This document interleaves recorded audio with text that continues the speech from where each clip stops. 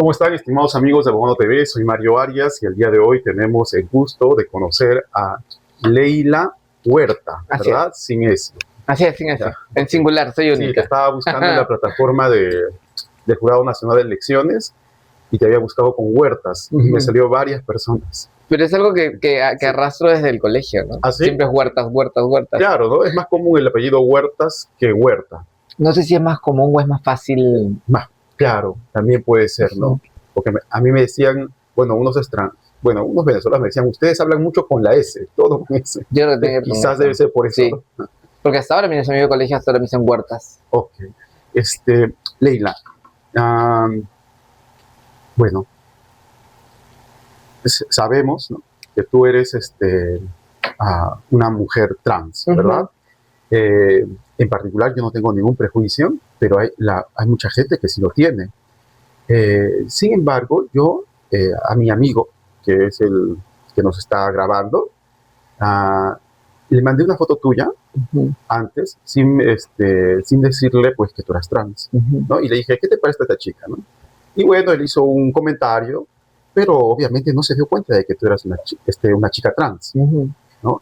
Entonces, te quería preguntar en primer lugar, ¿te pasa eso? O sea, que nadie se da cuenta, o a simple vista se dan cuenta que eres una chica trans. No creo, yo creo que sí se dan cuenta. ¿Sí? Pero sí me ha pasado eso, pero me parece súper aburrido cuando no se dan cuenta. Yo soy feliz porque me parece una pérdida de tiempo conocer a alguien y que después al final no se ha dado cuenta porque perdí mi tiempo por las puras y es que al final no pasa nada, ¿no? Ay, ¿Entiendes? O sea, en verdad para mí mí en verdad no me yo soy contenta como quien soy, ¿no? Aparte porque también hay toda una fortaleza en ser una mujer trans, ¿no? O sea, definitivamente el hecho, o sea, claro que social, o sea, no, o sea, eres vulnerable socialmente. Tú sí quieres que las personas se den cuenta. Sí, claro, Sí, o sea, te reconozcan como obvio, lo que eres, que eres una chica trans. Así es, porque definitivamente todas las personas somos únicas, ¿no? Entonces, yo, pues, definitivamente muchas mujeres trans preferimos camuflarnos socialmente por la violencia que tú vives, pero también hay una violencia después emocional que vives sobre ello, porque es como que la gente tenga una expectativa distinta tuya, ¿no? Y es problemático porque al final de cuentas, si seas muy bonita, muy estereotipada, muy hegemónica, cuando las personas saben que eres trans, el trato es igual que la que tú ves en la que no cumple los estereotipos hegemónicos, o sea, el trato es el mismo, ¿no? Entonces, y eso es importante para mí también, haciendo activismo. Cuando una persona que te conoce y piensa que, bueno, no te reconoce como chica trans, después de saberlo, no te trata distinto, sino que te trata como cualquier otra chica. No, te trata distinto, pero te trata como cualquier otra mujer trans, o sea, no hegemónica, ¿no? O sea, no estereotipada, ¿no? O sea, el trato es el mismo. Entonces, el trato es el mismo que cualquier otra mujer trans. Muy bien, entonces, ahora, bueno, lo que estaba leyendo en tu hoja de vida es que tienes experiencia laboral como gestora y administradora de una ONG. Mira, yo he trabajado como administradora de datos en el área de investigaciones médicas en una clínica o una ONG que hace investigaciones médicas en salud. Ya.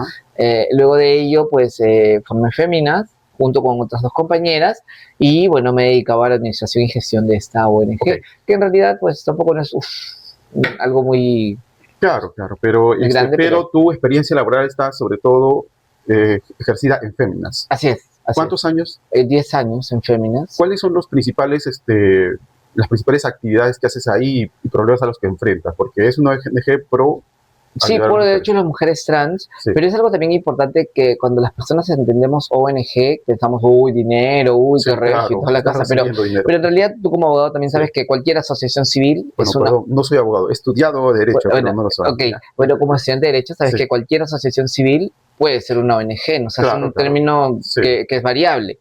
Entonces, Féminas es una asociación civil, básicamente en lo que me he enfocado es en trabajar temas de empoderamiento comunitario, ¿no? Y tú sabes que las asociaciones civiles por lo general surgen, o las ONGs surgen, cuando el Estado no se ocupa de una problemática en el país. Entonces ahí es donde tú dices, bueno, voy a trabajar este tema que el Estado no quiere trabajarlo, y muchas veces empiezas con, o sea, desde la autogestión, ¿no? Desde dar tu tiempo para ello y cambiar las cosas. Claro, tus propios recursos, ¿no? Luego puede prestarse la oportunidad de postular a fondos gracias al trabajo previo que has hecho, no es de un momento a otro, aunque cuando estudias derecho o eres una persona más formada en temas administrativos, sí es más fácil desde la universidad hacer tu tesis sobre ello y luego conseguir financiamiento y la viste siempre bien. Porque tú no tienes formación en derecho, sino que tienes formación en agronomía. Así es, yo soy ingeniero agrónoma. Yo soy ingeniero agrónoma. Tú estudiaste agronomía cuando todavía estabas en esto de que llaman, creo que a transición yo estudié, de tu género. Yo estudié, mira,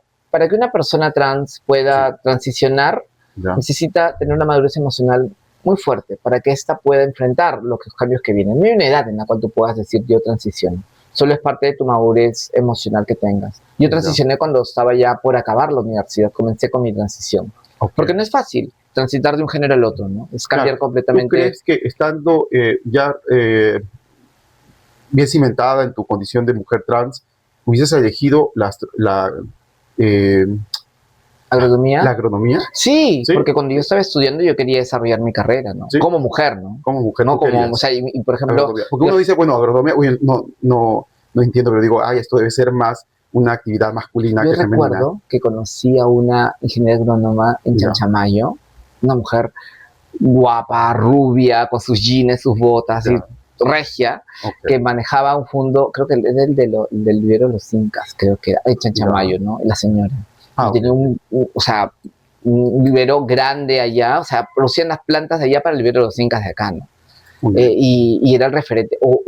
Fue ahí o fue en Huaraz cuando fui tema de floras, que tenía bien ingenieras ahí. Tu transición no es que te hizo cambiar de profesión. No, para nada, para nada. Nada más que terminando entonces la carrera, ¿qué pasó? No había trabajo, pues discriminación. Y nunca tuve trabajo, ¿no? Nunca me ofrecí, nunca mandé currículums miles de veces y nunca, pues, me escogieron para ello, ¿no?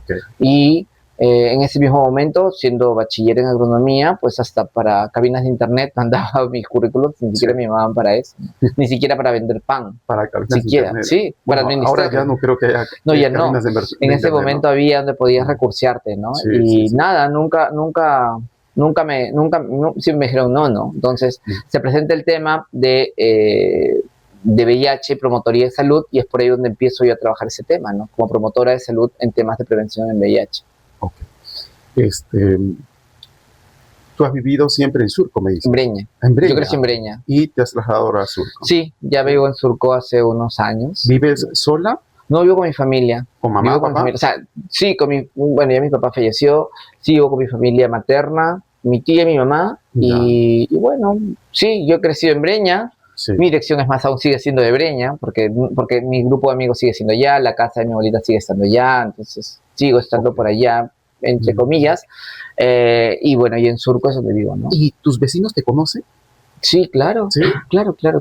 Sí. Aunque hoy en día no hay mucha interrelación quizás con los vecinos, ¿no? Al menos yo no me relaciono mucho con mis vecinos. Pero bueno, soy una mujer cuarentona, así que yo sí soy bien sociable con todos los vecinos. Tenemos la misma edad, en todo caso debe ser un defecto mío. Yo sí soy bien sociable, ¿no? O sea, sí me conocen mis vecinos, donde crecí, ya no veo muchos, pero sí me conocen. Y estos vecinos también es interesante. pudieron ver ese cambio tuyo, ¿o no? No, porque cuando yo me voy de Breña, me voy como... Ya había empezado mi transición, claro que se daban cuenta, ¿no? Ya había empezado mi transición y me voy para San Juan primero a vivir sola, luego me voy para Surco y ahí ya me conocieron como Leila en Surco, ¿no? Entonces, Entonces, sí. Para ellos, pero no vieron ese cambio, ¿no?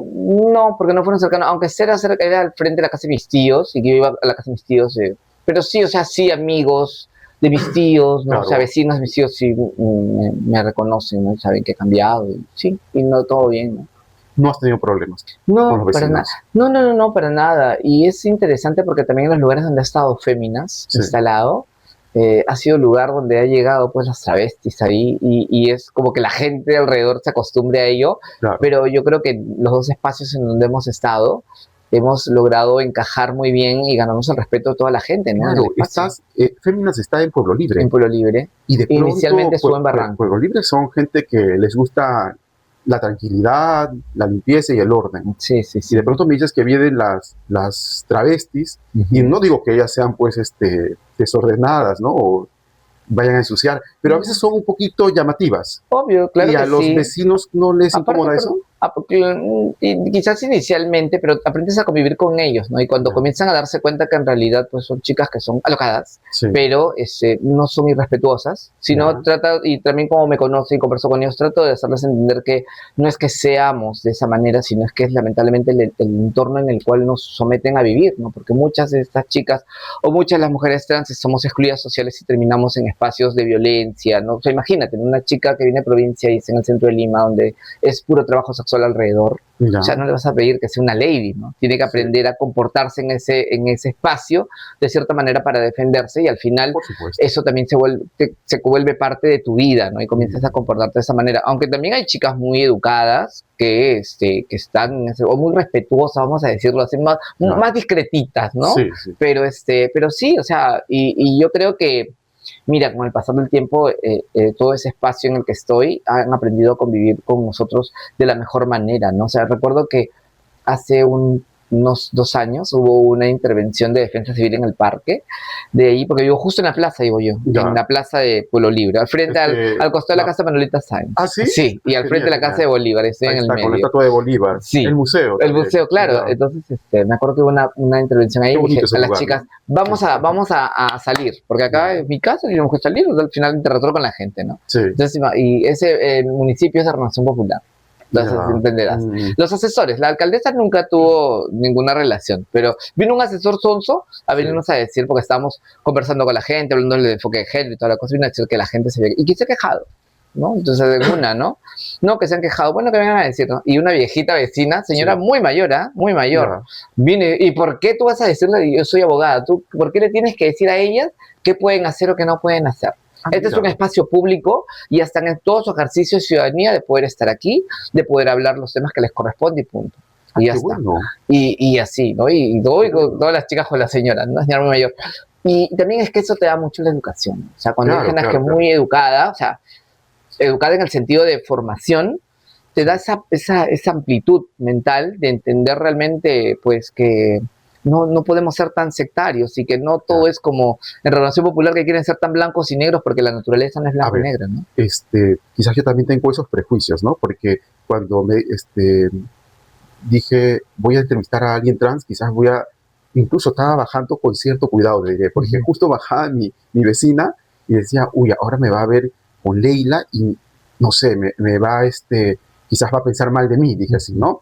Sí. Porque quizás no estoy diferenciando qué es una mujer trans y qué es una travesti. No son lo mismo, ¿verdad? Es que no, etimológicamente no lo somos, pero identitariamente creo que sí, porque muchos somos de la misma edad. Si te acordarás, el término travesti que se usaba para todas, ¿no? Sí. O sea, el término de transgénero, mujer trans, es algo más nuevo hoy en día y que lo entendemos, ¿no? Que se ha conceptualizado y que podemos explicarlo de mejor manera, ¿no? Entonces, en teoría, etimológicamente no es lo mismo, pero muchas mujeres trans nos identificamos como travestis, ¿no? Yo estoy segura que muchas chicas se van a atacar porque yo he dicho las travestis, o tú dijiste las travestis, porque a algunas sí les molesta ese término. No les gusta mucho. A algunas chicas no, a muchas chicas no, a la gran mayoría chicas más jóvenes no les gustan. Porque yo más o menos entendía de que la travesti era un hombre que se vestía de mujer. Claro, es que es el concepto, etimológicamente es eso, ¿no? Y entiendo de que la trans es un hombre, ¿no? O es una persona que nació con un genital de varón, pero que se identifica como mujer femenino, y por eso transiciona a ser mujer. Claro. Y en realidad como que hay una cosa distinta, ¿no? Claro, pero que o sea, vamos a hablar, travesti sería un personaje, ¿no? Y punto. Pero que, por ejemplo, vemos a mujeres trans sobre 40, 50 años, o sea, para ellas eran travestis, ¿no? Y ellas cambiaban su cuerpo y habían cambiado toda su vida y habían construido su feminidad desde su propia corporalidad. Entonces, tú les dices, ¿qué eres? Soy travesti, ¿no? Yo me acuerdo cuando empezaba. Sí.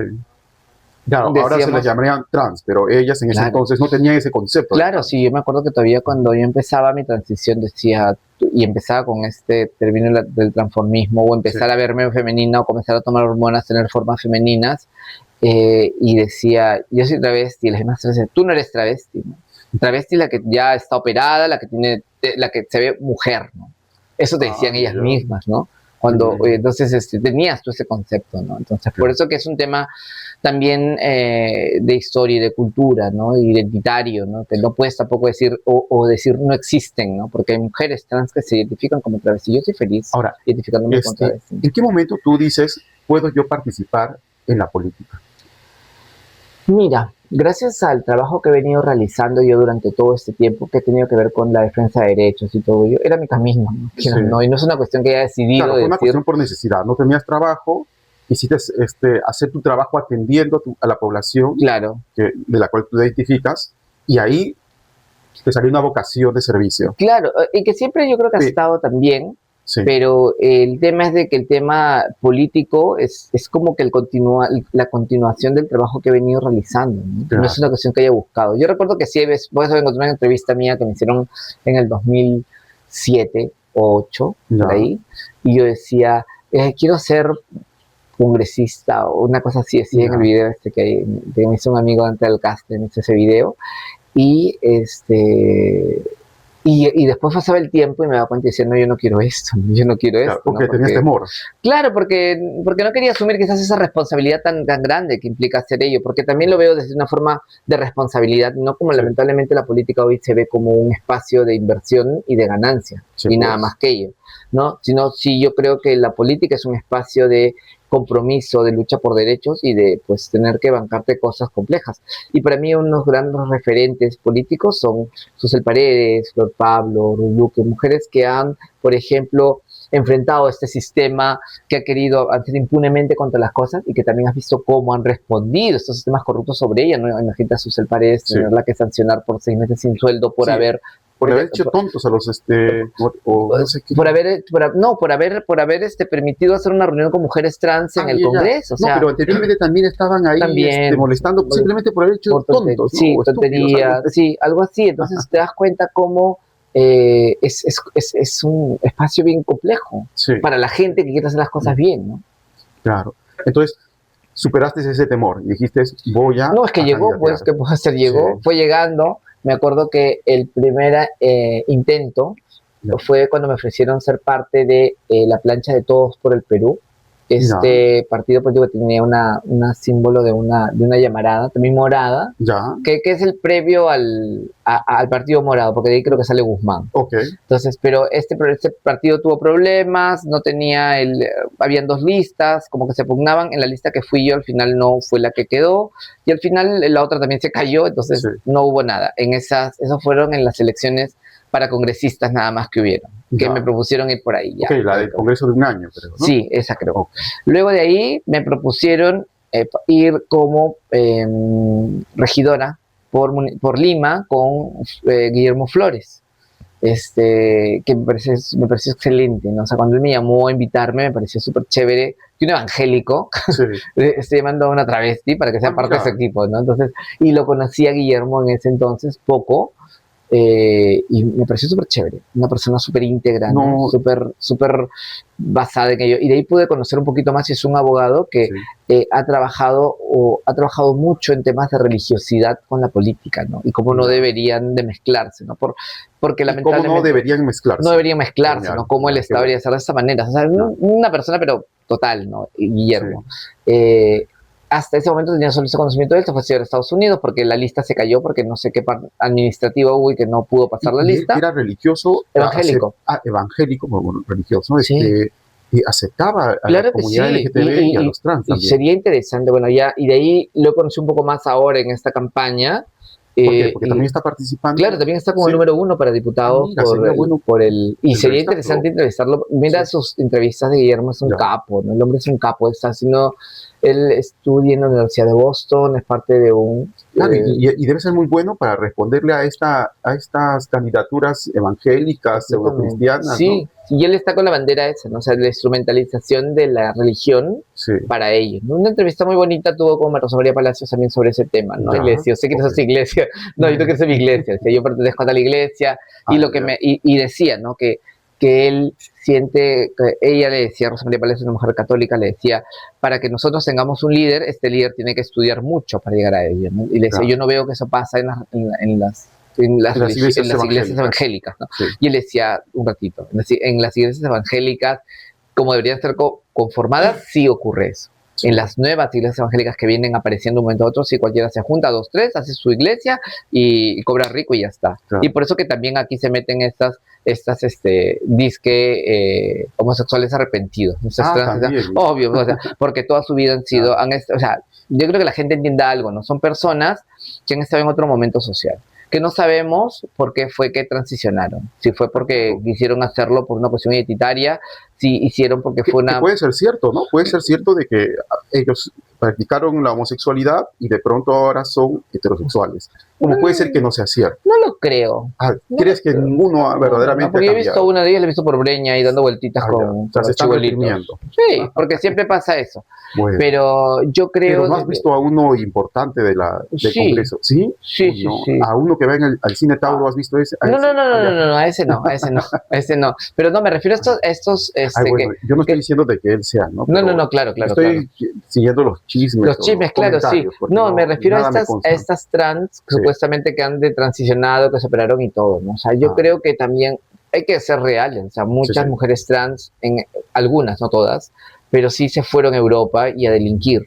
Entonces sabían que haciéndose una vaginoplastía podía tener más accesibilidad a hombres y al final terminar delinquiendo, ¿no? Entonces esa es una realidad también que pasa y que no se dice. Y estas personas también tienen esos referentes, ¿no? O sea, mujeres trans de esa época que las han conocido, saben que no han sido buenas personas toda su vida. Eso no quiere decir que hayan delinquido, pero no han sido buenas personas en su vida, ¿no? Y ahora, qué casualidad que están siendo líderes evangélicas, ¿no? Cuando nosotros conversamos con diferentes candidatos, muchos de ellos nos han contado algunas malas experiencias para poder llegar en política. Y la más recurrente es que a veces tienen que aportar, ¿no?, a esos partidos. Y por eso, pues, ya no se atreven, al menos a estar en esos partidos más conocidos, ¿no? Porque ellos señalan a los partidos más conocidos como los que cobran para poder estar en esas listas. ¿A ti te ha pasado algo así? No. ¿No? En ninguna parte. También soy más misia que el Chavo del Ocho. Sí. Entonces, y eso para mí también es algo que no debería de ocurrir, ¿no? También por eso que ahora cuando yo trato de hacer campaña de una forma muy discreta, en redes sociales, en función de esos el candidato debe ser el que representa a una gran cantidad de gente, no el que tiene más dinero para poder comprarse un número. Coincidimos completamente, y es mi forma de ver las cosas, ¿no? O sea, yo estoy yendo a representar un grupo de personas, o sea, no estoy comprando un espacio y pagándole con mi dinero a un comunicador para que haga una super campaña y poder llegar a más personas, etcétera. Y eso pasa. O sea, ¿te fue fácil entonces conseguir un número o participar en estas ocasiones con el Partido Moral? El señor Luis Durán tuvo el ojo en mí hace mucho tiempo, en pandemia, cuando él me entrevistó.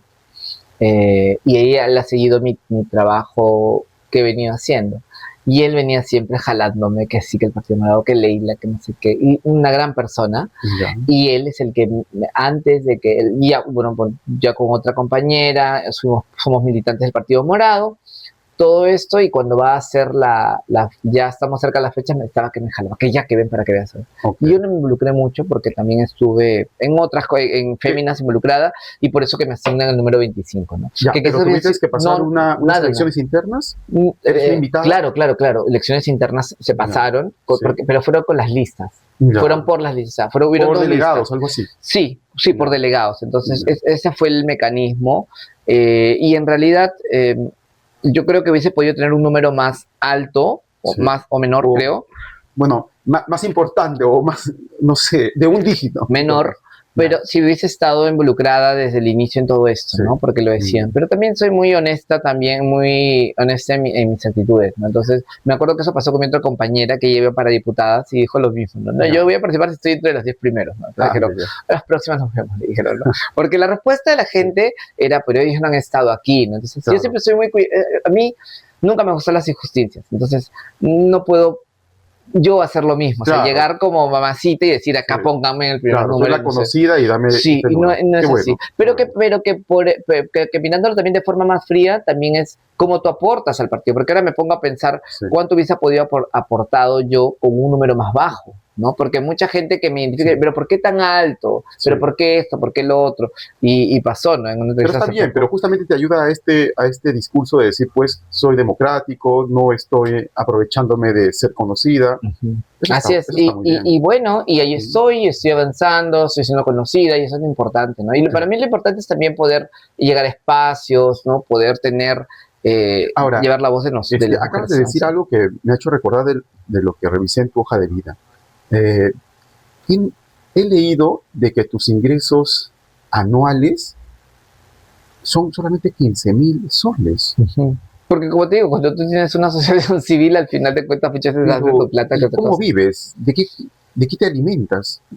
Bueno, pues estás delgada, ¿no? Pero de todas maneras uno come diariamente, ¿no? Sí, ¿no? pero bueno, como en mi casa, ¿no? O sea, mi familia, vivo de las pensiones, o sea, en realidad la casa se paga entre mi mamá y mi tía sus pensiones. La casa y los alimentos, entre comillas, ¿no? Yo soy la que doy los justitos los fines de semana, cosas por el estilo. Pero en realidad, o sea, gastos, yo en verdad no siento que tengo demasiados gastos, ¿no? O sea, ¿en qué aporto? Por ejemplo, aporto en la gasolina del carro para poder movilizarlas y llevarlas a todas sus cosas. ¿Cuánto gasto ahí? 150 soles que me duran 2 semanas de combustible. Claro, pero me estás diciendo de que, o sea, tú tienes muy pocos ingresos y vives así, a las justas. Sí, no las justas, o sea, con lo necesario, ¿no? O sea, ¿para qué? O sea, mira, ¿cuánto gastas al día? Es que estás ganando, vamos a decir, el sueldo mínimo. Prácticamente, ¿no? Más o menos. Ingresos el sueldo mínimo. Más o menos. Más o menos. Pero, sí, más o menos. Porque lo que has declarado son 15,000 soles. No, creo que más. No, yo lo he leído y salía 15,000 soles. No, creo que más. ¿Sí? ¿Cuánto más? Creo que el doble de eso. No. Yo lo he leído ahora mismo. No. Sí, ayer en la noche lo he leído. Salía 15,000 y me asusté. Dije, uy, ¿por qué tan poco? No, creo que un poco más. Sí. Pero en realidad también gasto muy poco. Porque pero en realidad también tener otros ingresos, aparte de. Bueno, tus ingresos específicamente son por de la ONG. Sí. La claro. ONG te da o sea, claro, sí, pero es que también ha sido, por ejemplo, muchos años sin gozar a veces, ¿no? Este último año sí es lo que he podido contabilizar y aparte consultorías que puedo haber hecho para universidades, la Universidad de la Calle de Heredia, para la Universidad de Toronto. Y ahí haces un vacío por honorario. Sí, vacío por honorario. Okay. Todo formalizado, ¿no? Qué bueno. Con respecto a, sí, eso. Por ejemplo, también algunas consultorías para organizaciones externas, ¿no? Tengo una amiga que tiene su organización en Estados Unidos, por ejemplo, y también yo he ido a hacer trabajo para ella. ¿Por qué vas al Senado y no a diputados? Bueno, creo porque es el espacio que va a tener poder, ¿no? Sí, ¿no? Y porque creo yo que también es importante en este lugar mucho, así como la profesionalización, pero también la capacidad moral y ética, ¿no? De tu desempeño, completamente, ¿no? Porque ahora, y tú estás, bueno, obviamente que si estás candidateando en estas elecciones donde el Congreso se está ofertando 2 cámaras, ¿tú estás de acuerdo con las 2 cámaras? ¿O no lo estás? O sea, lo que pasa es que, claro, ninguno estamos de acuerdo con estas 2 cámaras porque es ilegal, porque el pueblo dijo que no debería ser así. Pero estos delincuentes están metidos ahí y no podemos dejarlos ahí. Entonces tienes que hacer algo. Entonces es como, por ejemplo, se lo cuestiona a Sigrid Bazán, he visto eso. Ay, sí, que no sé cuánto, ¿no? Pero y hablo de Sigrid Bazán porque desde el lado comunitario ella ha tenido nos ha apoyado cuando hemos necesitado pedirle algo y nunca ha hecho siquiera un banner o un flyer o un tema de reventar cohetes. Nos hemos necesitado algo y han actuado y pum. O sea, eso me parece muy elogiable en una persona, hay que decirlo. Yo le escuché le hicieron esa pregunta, ¿no? ¿Por qué tú candidateas a algo que estabas en contra, ¿no? Pero ella dijo una cosa muy interesante. Su argumento fue, justamente, yo estaba en contra de esto y por eso no sería correcto, no estaría haciendo lo que hacen los que sí votaron a favor de esto, los que se están beneficiando con esto, ¿no? Claro. Okay. Y es eso, o sea, entrar también para esto cambiarlo, porque no debería ser de esa manera, ¿no? O sea, pero entonces, ahora, tú estás de acuerdo con las 2 cámaras, estando en la Cámara de Senadores, que va a ser muy importante, ¿tú harías algo para estarías a favor de eliminar esta cámara o sencillamente mantenerla, cambiarla en algo?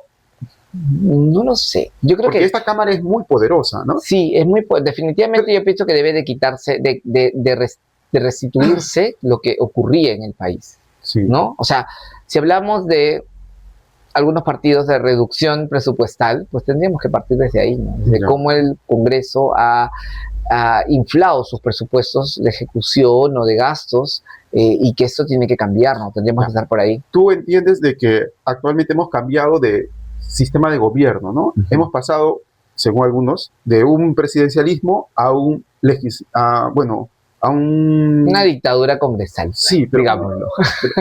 A un parlamentarismo. Sí. Donde el poder lo tiene el parlamento. Así es. ¿No? Entonces, ahora, poder volver a ese equilibrio de poderes, ¿no? Y en todo caso, volver al presidencialismo va a estar en la decisión de los senadores. ¿Tú vas a hacer algo para eso? Completamente de acuerdo con eso. O sea, para mí el problema que hoy vivimos es el desequilibrio de poderes. Porque no es posible que el Congreso esté influyendo sobre todos los espacios para, pues, blindar a estos grupos mafiosos que están dentro de él, ¿no? Okay. O sea, eso sí es claro. Esto de acá va a depender mucho de cuánta gente entra de las que piensan como tú. Así es. ¿No? Bueno, vamos a decir de lo que tú debes estar seguro que los que piensan como tú deben ser tus compañeros de los que podrían ser bancadas o de tu partido, ¿no? Claro. ¿Tiene opción el Partido Morado de ganar las elecciones o de tener una cámara? Yo creo que sí. ¿Representación en alguna de las cámaras? Yo creo que sí. Yo creo que sí. Yo creo que tú sabes que para mí las encuestas también nos muestran, y estos que se ufanan ser líderes en las encuestas, muestra una mediocridad total social, ¿no? Porque te conformas con el 10%, ¿no? Y crees que con eso eres lo máximo. O sea, oye, el 10% ¿cuánto es? ¿No? Por ejemplo, el otro día escuchaba a una señora Rocío Popular, decía, nosotras nos quieren tantos millones de personas, no sé qué, sé cuánto, porque hemos hecho ese trabajo en los cerros.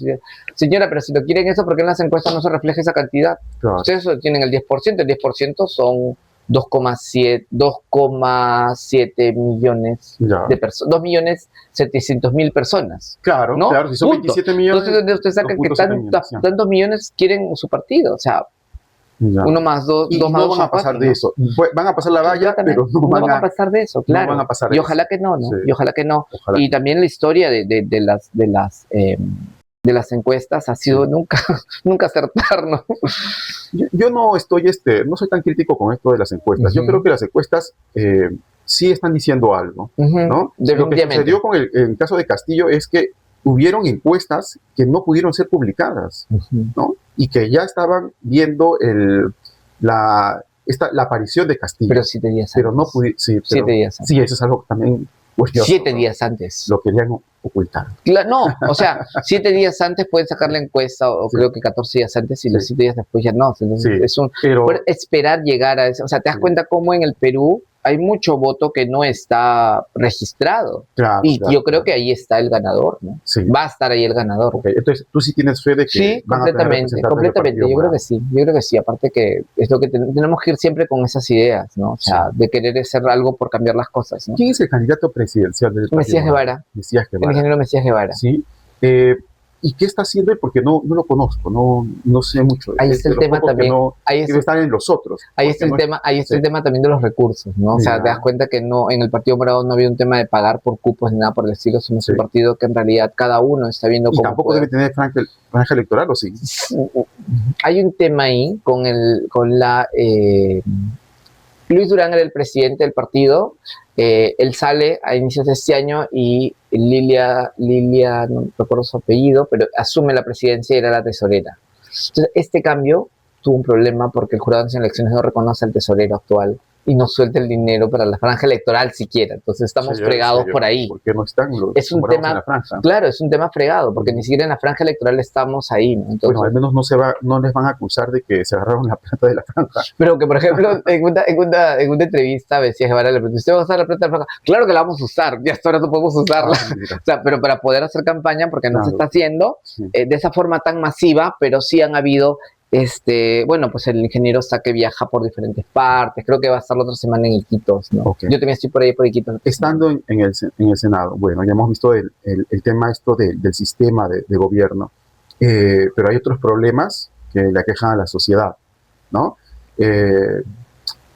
tú no te vas a enfocar, obviamente, solamente en los temas de género, en el tema de género. Así es. ¿O ese es tu objetivo? No, porque también tienes que entender que el rol que yo voy a tener no está ligado a propuestas legislativas, ¿no? Eso va a estar basado en la Cámara de Diputados. Sí, pero entiendo que el Senado va a recibir estas propuestas y las va a poder modificar. Claro. Claro. Y no las va a devolver, sino que las va a aprobar con esas modificaciones. Así es. Sí, es un problema. En cierta manera, va a ser todo. El Senado lo es todo. Lo es todo, así es. Lo es todo. Entonces, y de ahí que definitivamente, claro, o sea que la visión. Tus propuestas legislativas son mucho más importantes incluso que las de los diputados. Claro, entonces sí, pero definitivamente, como tú bien lo dices, no es el único tema, ¿no? Es que lo que pasa es que yo entendí hace mucho. ¿Qué otro tema? Que cuando yo sí creo que el enfoque de género es una cuestión transversal en todas las carreras, ¿no? O sea, no solamente en el ámbito sexual de donde se nos quiere encasillar, sino en realidad en todo. En el derecho, en la salud, en todo, porque tienes que entender que las personas no somos solo seres genitalizados, sino cumplimos un rol social y sobre ello es que se tiene que legislar, ¿no? Claro, yo recuerdo que hasta hace poco, al menos en los manuales del Ministerio de Educación, nos presentaban mucho los diferentes enfoques con que nosotros deberíamos trabajar, y entre ellos estaba el enfoque de género, y nosotros lo entendíamos, ¿no? Algunos docentes estaban muy preocupados por eso, porque no lo entendían, pero la propuesta era simplemente tratar a las personas en igualdad de derechos.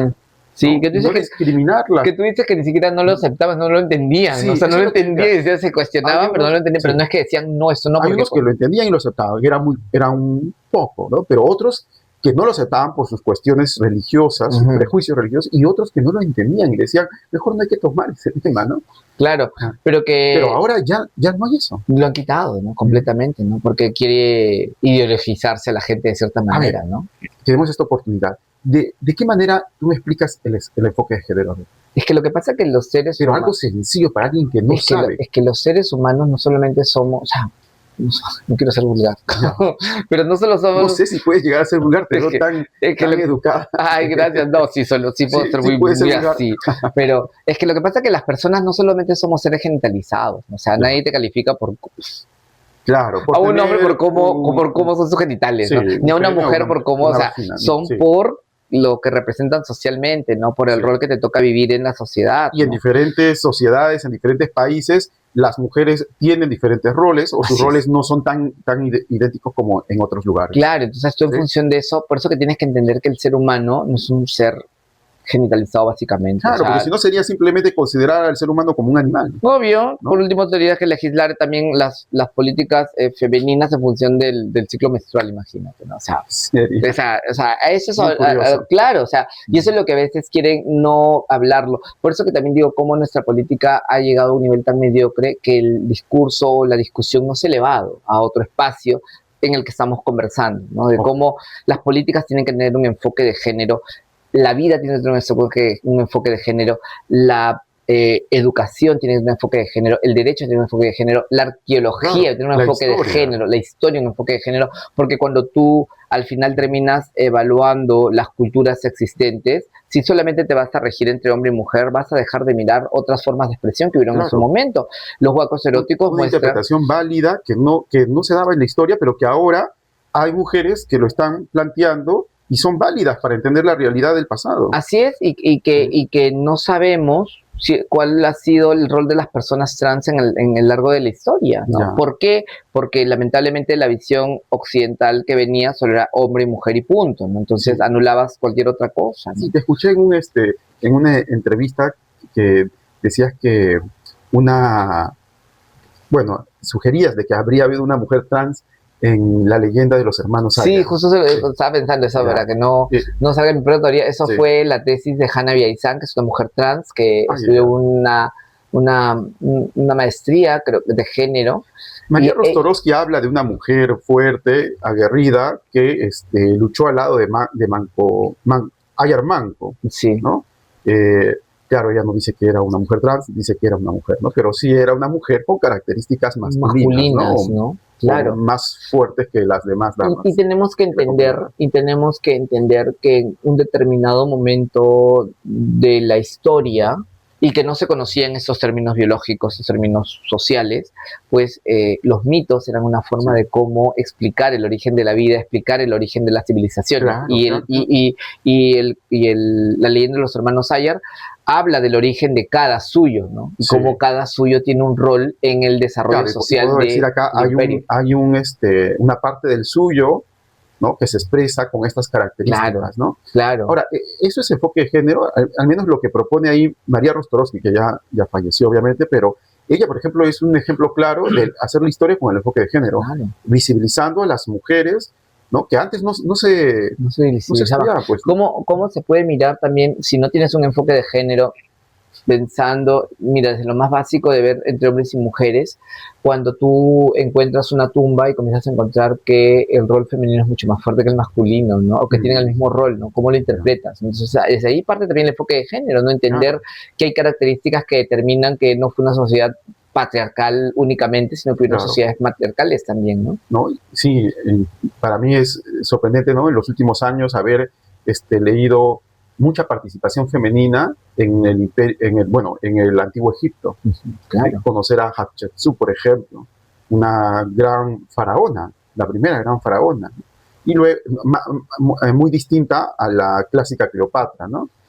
Pero que también gran luchadora. Pero que te das cuenta que al final es el occidente que... Y que hemos comenzado a conocerlas gracias a este enfoque. Claro. Porque si no había ese enfoque, no lo conocías, claro. Era una historia de los hombres, de los líderes varones. Porque al final siempre el que escribe la historia es el que... Okay.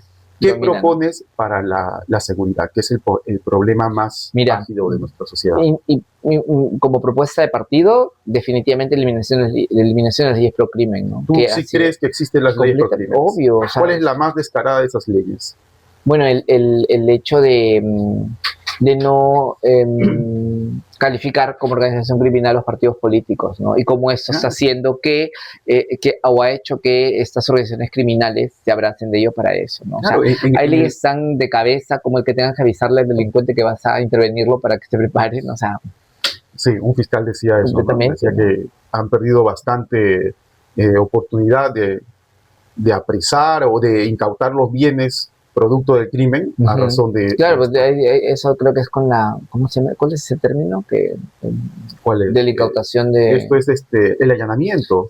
Sí, pero el allanamiento, claro, pero también que estas propiedades pasen para el Estado. También hay una ley que está referida a eso. Sí, Estas leyes, estos predios obtenidos con dinero ilícito... Sí, eso... Extinción de dominio. Claro. Eso, ¿no? Te das cuenta cómo, ¿para qué, no? O sea, hay quien está envuelto en todo esto, ¿no? ¿Quién ha sido lo más escandaloso? ¿No? A las peruanas, ese señor el que estaba con Ramírez y Fuerza Popular, ¿no? Son los más involucrados en ese tema. Por cierto, me he enterado que a las peruanas ahora también ya está licenciada. No sabía. ¿Te has enterado de eso? ¿Qué? ¿No? Bueno, he leído por ahí, o si está licenciado, que ya va a funcionar, no lo sé. Pero, y en lo educativo, que también es otra gran problema, ¿cuál es tu lectura? Bueno, definitivamente el enfoque de género en la educación es importante y la salud sexual integral también, ¿no? O sea, porque por la cantidad de violencias a la mujer que sigue existiendo, por la situación de violaciones, ¿no? O sea, es muy penoso ver cómo las cifras siguen en incremento frente a esto, ¿no? Entonces, y quieren pintarnos un panorama que no existe. Es importante también para ello, porque también nos quieren brindar una familia feliz, Disney, ¿no? La mamá, el papá y el hijito, cuando eso en la realidad no funciona, no existe. Y eso tiene que ver con un enfoque de género, tiene que ver con la salud sexual integral, con cómo das discursos machistas o educas machistas a los niños. Eso será lo ideal. Tener papá, mamá, hijo será lo ideal, pero hay que ver la realidad, ¿no? Hay que tratar la realidad. Ahora, tampoco no es que le estamos diciendo de que esto que es el ideal no queremos. No, sería muy bonito tener familias así, tan integradas. Pero eso lo construyes haciendo o educando a los hombres con menos estereotipos de género, ¿no? Eliminando los micromachismos que existen entre mujeres, ¿no? Ese tipo de cosas. Y para la educación superior, la SUNEDU, pues. Sí. La SUNEDU tiene que regresar con las mismas como era antes de lo que hoy es. No una SUNEDU politizada a favor de los negocios de algunos políticos. Ese es el problema del desequilibrio de poderes, porque te chocas con instituciones politizadas. La policía es una institución politizada completamente, ¿no? O sea, yo, ¿cómo puede ser posible cuando mataron a esta familia universitaria en Ribagüero con la Marina, ¿te acuerdas? Ya, no. Mataron a toda una familia ahí. O sea, al día siguiente tenían a la persona que había matado a las personas. Hace una semana o unos días han matado en la empresa Santa Catalina en Villa El Salvador también a un chofer. Ya. Y a los 2 días ya tenían a quién lo mató, ¿no? 2 más 2 son 4, ¿no? O sea, que no que cuando ya las cosas es como una bomba como una cámara de presión, ¿no? Van soltando cuando ven que ya está muy suelto, sueltan el esto y vuelven a ajustar. Pero para mí es algo que esto puede solucionarse fácilmente, o ha podido haberse hecho, sino que intencionalmente han dejado que esto ocurra, ¿no? O sea, recordemos que en las campañas de Keiko Fujimori siempre había un atentado terrorista y mataban policías o gente, siempre. Pero eso no le funcionó para llegar al poder. Entonces, ¿qué ha tenido que hacer? La estrategia del miedo. Claro, ¿qué tiene que hacer? Como no funcionan estos golpes de miedo, no ha funcionado, esta vez su estrategia es tener un periodo de miedo, que es a lo que nos ha sometido en todo este tiempo, ¿no? Inseguridad total, matanzas, que la gente esté asustada y queriendo escuchar a un salvador para decir, ella es mi salvadora, ¿no? Porque esa es su última, no sé si su última carta, ojalá que sea su última carta esta persona, porque ya su afán por el poder nos ha llevado a la situación en la que nos encontramos. Yo dudo que eso sea su última carta, porque yo creo que ella ya no quiere ser presidenta. Ella quiere mantener este negocio, porque ese es su modo de ganarse los frijoles, claro, ¿no? Ella no tiene ningún inconveniente de decir, a mí me pagan, estos congresistas, a mí me dan una dieta. Sí, dicho que le paga el partido, le paga. No le da vergüenza ya. Pues. Es terrible, pues digo, es el nivel en el que nos ha llevado esta política que vivimos, completamente mercantilista, ¿no? Y mediocre. Bueno, ¿estás de acuerdo en la educación virtual que están dando estas universidades? No. Me ha preocupado eso a razón de la última entrevista que he tenido, donde un candidato, pues, casi toda su formación ha sido virtual. O sea, recién se formó hace 5 años. Porque la virtualidad, tengámoslo en cuenta, quienes hemos estudiado, era si es que era posible antes de la pandemia para hacer una maestría, un posgrado, un diplomado, algo muy pequeño, ¿no? Pero no una educación pregrado, ¿no? Entonces, la educación en pregrado, virtualidad, empezó en el 2025 para adelante, 2020 para adelante. No sé, habrán algunas universidades que tendrían esas opciones, ¿no? O semipresencial, pero a mí lo que me ha también, bueno, lo que me está molestando es que yo quiero, por ejemplo, llevar una maestría, pero no hay muchas opciones ahora que sean presenciales. A mí no me gusta la virtualidad. A mí tampoco. Dudo de que uno pueda concentrarse, que pueda ser exigente académicamente con la virtualidad. Estos programas han aparecido justamente porque la SUNEDU ahora está débil, ¿no? Y le permite a las universidades hacer lo que están haciendo. Al final termina siendo un mercantilismo, ¿no? Engañando a tantas personas con la oportunidad de ser un profesional, y cuando sales al mercado laboral tu título no vale nada profesionalmente. Y es una pena, ¿no? Porque, y por eso que te chocas con mucha gente que está haciendo taxi, que tiene emprendimiento, y por eso que tienen el discurso del emprendimiento también, ¿no? Que parece un engañamuchachos el emprendimiento, porque emprendimiento, ¿qué significa?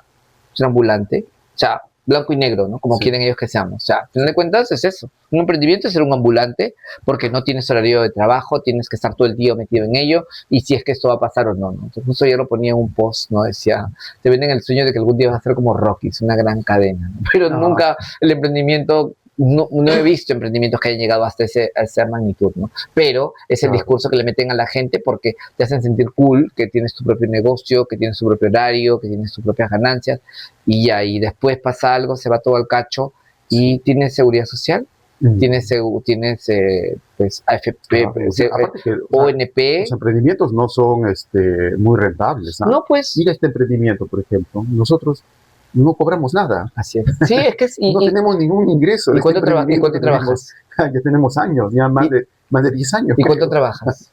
Y más de 8 horas. Claro, sí. Mucho más de 8 horas, ¿no? Claro. O sea, No, porque yo sí trabajo en mi profesión. No, Estoy hablando del emprendimiento llamado Abogando TV. El emprendimiento llamado Abogando no estoy TV. cuestionando tu trabajo, Sí, sino claro. te digo, ¿cuánto tiempo le dedicas, mejor Claro. dicho, a Abogado TV? Sí, Termina ¿ves? siendo mucho más. Sí, Mira, sí, tienes que irte a pues. trabajar y estás trabajando temprano para ello porque tienes que darle lo más que puedes, ¿no? Entonces, Bueno. eso para mí es importante también que lo entendamos. O sea, no nos dejemos conquistar con estos discursos tan mediocres, tan tontos, ¿no? Del emprendimiento. O sea, es importante, pero Sí. ¿a dónde llegas con eso? Mirar más allá.